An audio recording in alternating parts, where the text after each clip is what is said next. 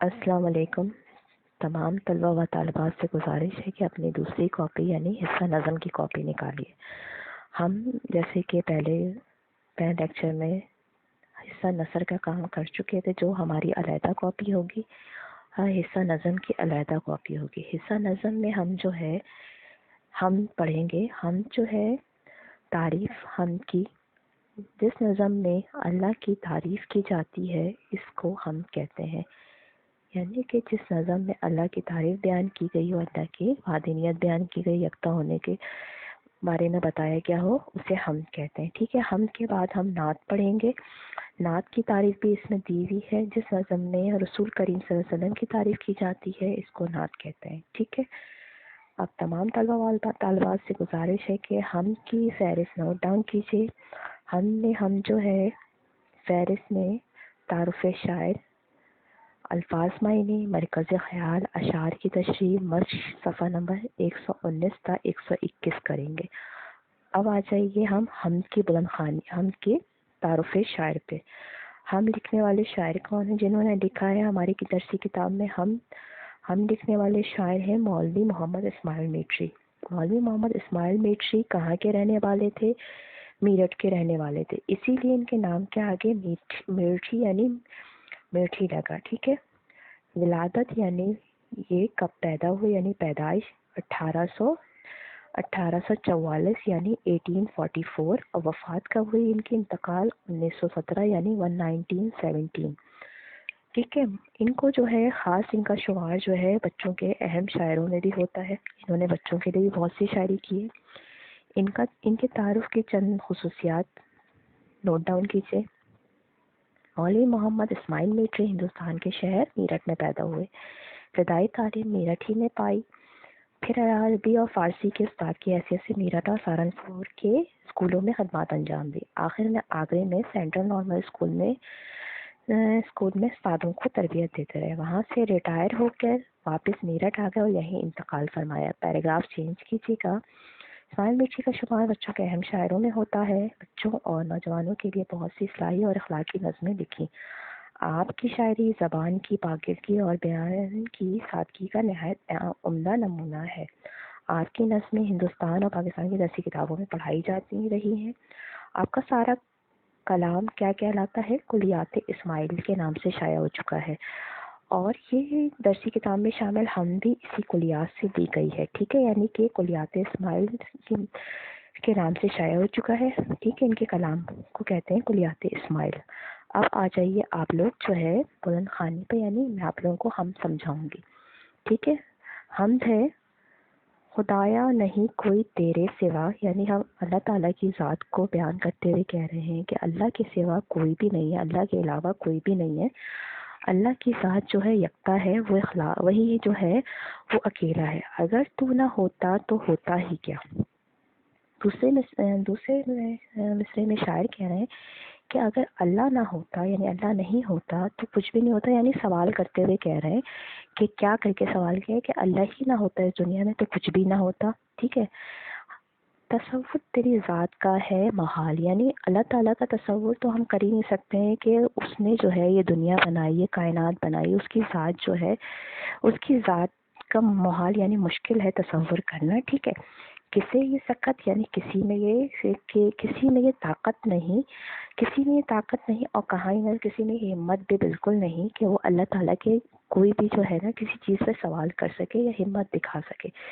کہ اللہ تعالیٰ تو ظاہر ہے کہ کائنات کا مالک ہے، وہی ہر جگہ موجود ہے، وہی ہمیں ہر چیز دینے والا ہے، اسی نے ہماری دنیا بنائی ہے، اسی کی ذات جو ہے وحدہ لا شریک ہے. یعنی اچھا اب نیکسٹ شعر پہ آئیے. بنائی ہے تو نے یہ کیا خوبصورت چھت، یعنی اللہ تعالیٰ نے ہمارے لیے، شاعر کہہ رہا ہے کہ کیا خوبصورت چھت یعنی آسمان کو بنایا. آسمان جب ہم آنکھ اٹھاتے ہیں تو آسمان کو دیکھتے ہیں، نیلا آسمان جو ہمیں نظر آ رہا ہوتا ہے، تو اللہ تعالیٰ نے ہمیں آسمان دیا چھت کی طرح. ٹھیک ہے. کہ ہے سارے عالم کی جس میں کھپت، یعنی سارے عالم یعنی ساری دنیا کی جس میں کھپت یعنی سما جانا. ٹھیک ہے. استعمال ہونا.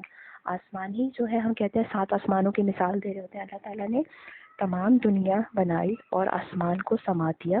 استعمال کیا کہ بناتے ہوئے کہ تمام کائنات کو مکمل کیا۔ یہ تارے جو ہیں آتے جاتے ہوئے، یعنی یہ جو تارے ہیں آسمان پہ جگمگاتے ہوئے تارے نظر آ رہے ہوتے ہیں رات میں ہمیں، چمکتے ہوئے جگمگاتے ہوئے، یعنی یہ بھی جو ہے اللہ تعالیٰ کی وحدانیت بیان کرتا ہے، سب اللہ تعالیٰ نے ہی بنائے ہوئے ہیں، اللہ تعالیٰ کی ہی اس سے ہے، تو یہ نہیں ہوتے تو کچھ بھی نہیں ہوتا، یعنی اللہ تعالیٰ نے ہی اپنی اس سے بنایا۔ یہ تارے جو ہیں آتے جاتے ہوئے یعنی ہمیں نظر آتے ہیں جگمگاتے ہوئے آسمان میں رات میں، چراغ ایسے جو بن تیل ہیں، یعنی اس کی مثال شاعر کہہ رہا ہے کہ انہیں تو تیل کی بھی ضرورت نہیں ہوتی، انہیں تو کسی چیز کی ضرورت نہیں، لیکن پھر بھی یہ اللہ تعالیٰ کی قدرت سے، اللہ تعالیٰ کی حکمت سے جگمگا رہے ہوتے ہیں، ٹھیک ہے۔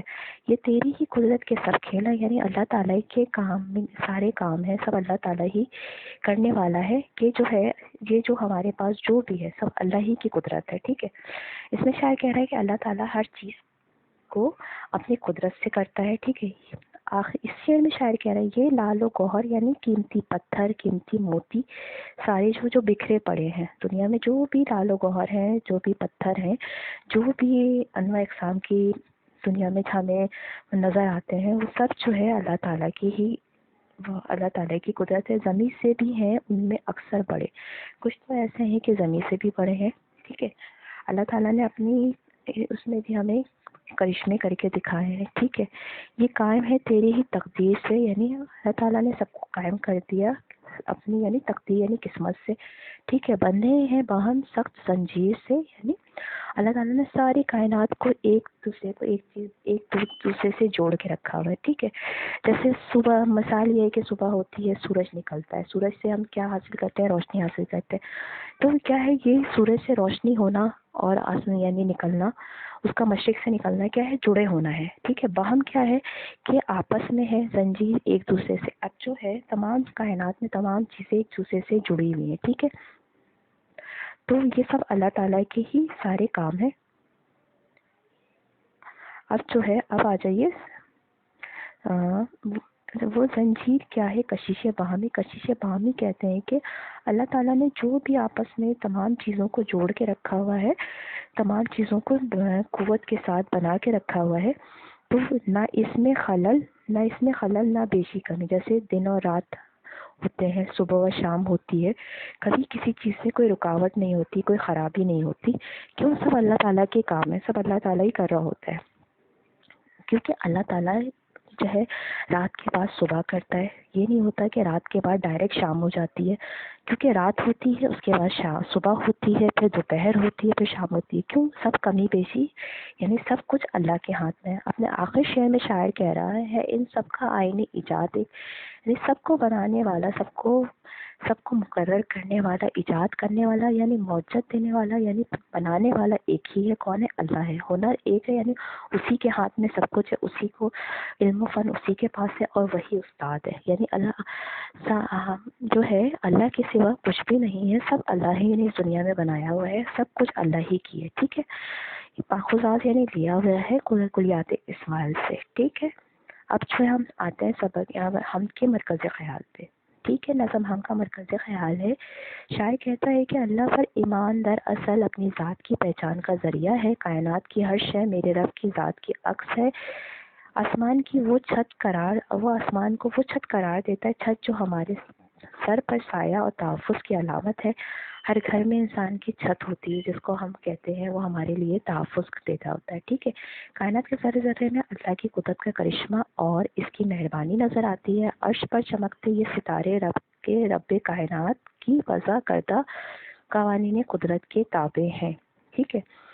انسان کو علم دے کر اشرف المخلوقات کا درجہ دیا، ٹھیک ہے۔ اللہ تعالیٰ نے انسان کو علم اس لیے دیا کہ وہ اشرف المخلوقات یعنی تمام مخلوق میں سب سے افضل ہے، تاکہ کائنات کے سربستہ رازوں سے پردہ اٹھا کر اللہ کو پا سکے۔ آخر میں آپ جو ہے دیکھیے گا، کامل ہے جو ازل سے وہ ہے کمال تیرا، کامل ہے جو ازل سے وہ ہے کمال تیرا، باقی ہے ابد تک وہ ہے جلال تیرا، یعنی کہ اللہ تعالیٰ کی سب کچھ جو ہے ابد یعنی ختم ہونے تک بھی سب کچھ اللہ تعالیٰ کی ہی جلال پر ہے، اور اللہ ہی ہے جو سب کچھ کرنے والا اور دینے والا ہے۔ اب آ جائیے اس کے الفاظ معنی پہ۔ الفاظ معنی میں کیا ہے؟ آئین आईन इजाद बनने का उसूल, तख्लीक का कायदा। बिन तेल बगैर तेल के बाहम आपस में बेशी, कमी, इजाफा और कमी, तसव्वुर, ध्यान, ख्याल, तकदीर, कुदरत के असूल, किस्मत, सकत, ताकत, आलम, दुनिया, कुलियात, कुल की जमा, खपत, इस्तेमाल में आ जाना, खेल, मामूली काम या आसान काम, कशिश बाहमी, आपस में जोड़े रखने की ताकत, मजाल, हिम्मत। ठीक है स्टूडेंट, आज यहाँ पे मैं अपना लेक्चर एंड कर रही हूँ। आप तमाम चीज़ें नोट डाउन कर लीजिए। ठीक है, हमारे चैनल को लाइक करें, सब्सक्राइब करें, बेल आइकन का बटन दबाएं और तमाम चीज़ों को नोट डाउन कर लीजिए। आपसे गुजारिश है कि तमाम काम अपनी कॉपी में नोट डाउन करके मुकम्मल कीजिए, मुकम्मल कर लीजिए। शुक्रिया।